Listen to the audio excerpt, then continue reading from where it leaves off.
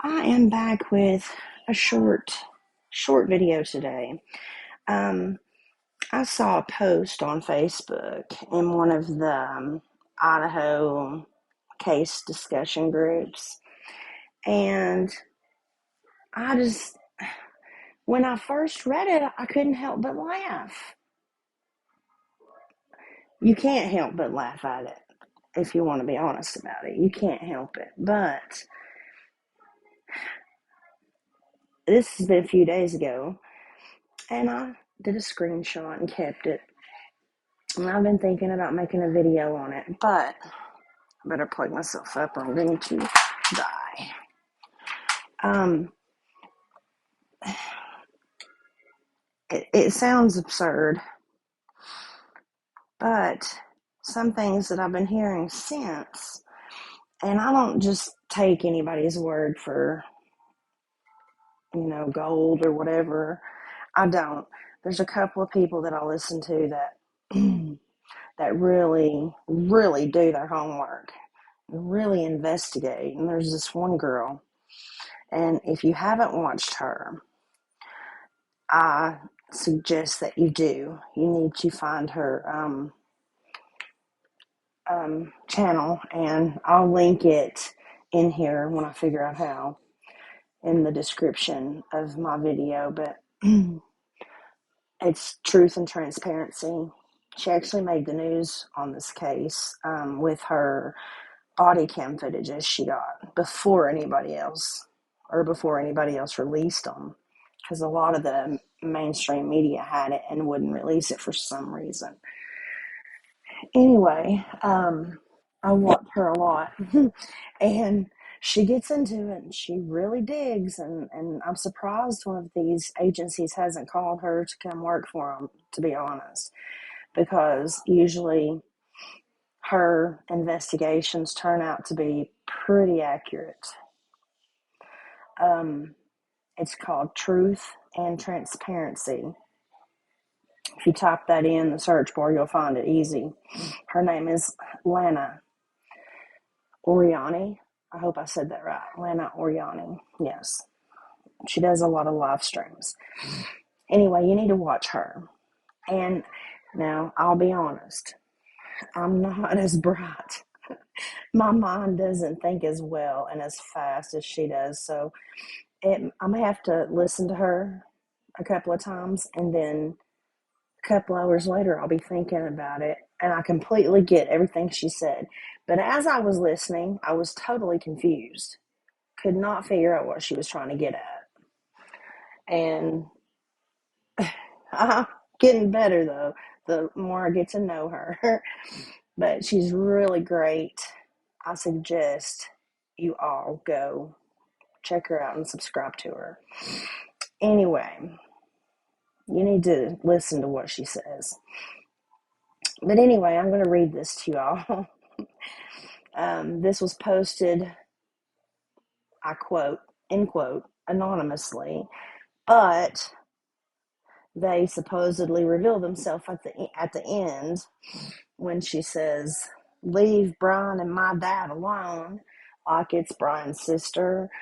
But the way the post is written, I thought Bryan's had two sisters and they were highly educated. If they were, they're not who wrote this post. Not at all. Anyway, so this is what I'm going to do. I'm going to read it to you. Okay.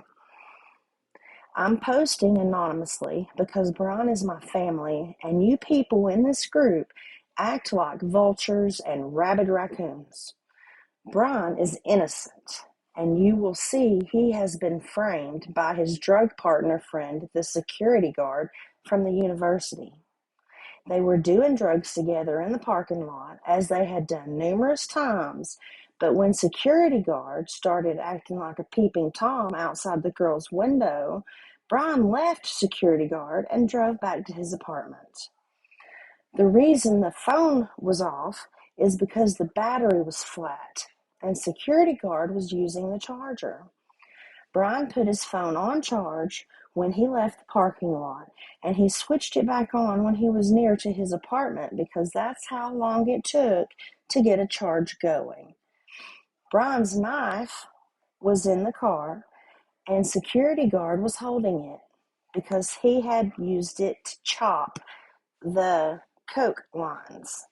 Yes, I said coke because Bryan stopped heroin years back and substituted the drug with coke. He has tried so hard to stop everything, but he's an addict and has bad migraines, so the coke actually helps him.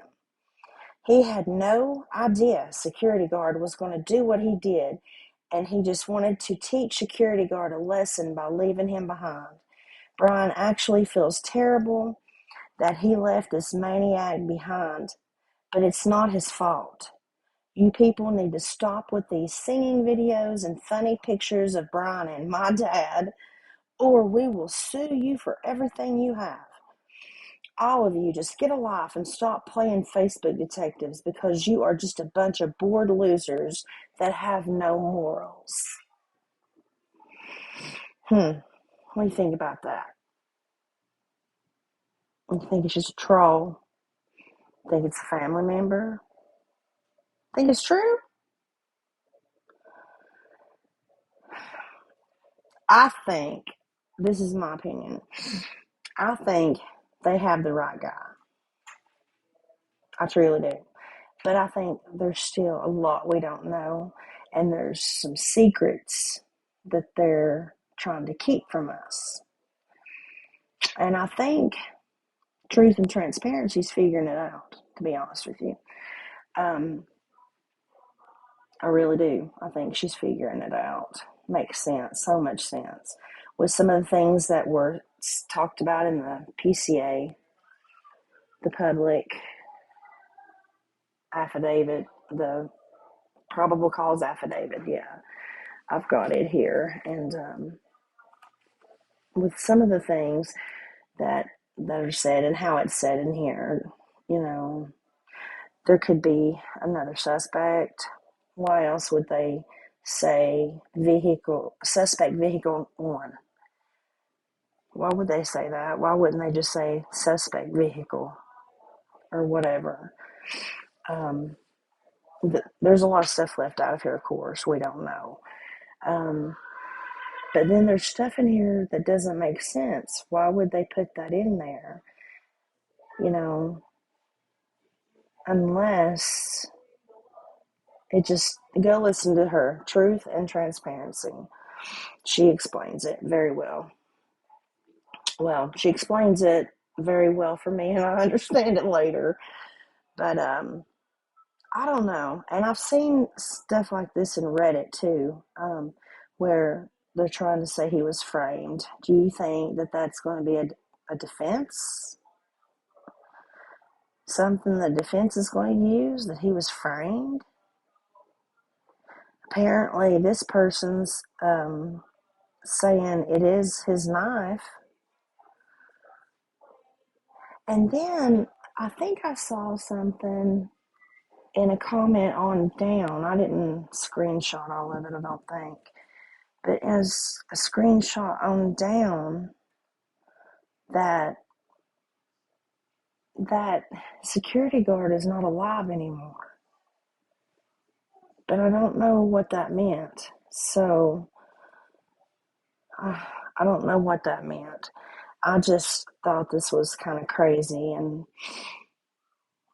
wanted to make a note of it, because not everything is adding up, and there's more to it. And I do trust the police. I think they'll get it right, but they have to do these affidavits this way. I think, they have to get just enough in there to be able to obtain the warrant, and they don't want us to know everything. They don't want, probably, well, they just don't want anybody to know it all right now. You don't reveal your cards or whatever. So anyway, tell me what y'all think about this. Because like I said, this is not the first time I've seen this or something like this. There's there's conspiracies, all kinds of different conspiracies. And before I forget, there's another YouTube channel. I think his is called The Drunk Turkey Show. He had a lady that called in and he vetted her.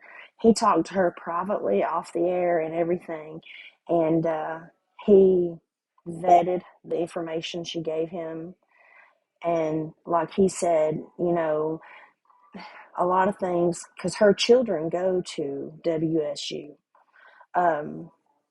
So like he told her, by the time this person hears something and that person hears it and then I hear it, it's going to be exaggerated. So a lot of what, you've been told may not completely be true, but there are also quite a few nuggets there too that are true.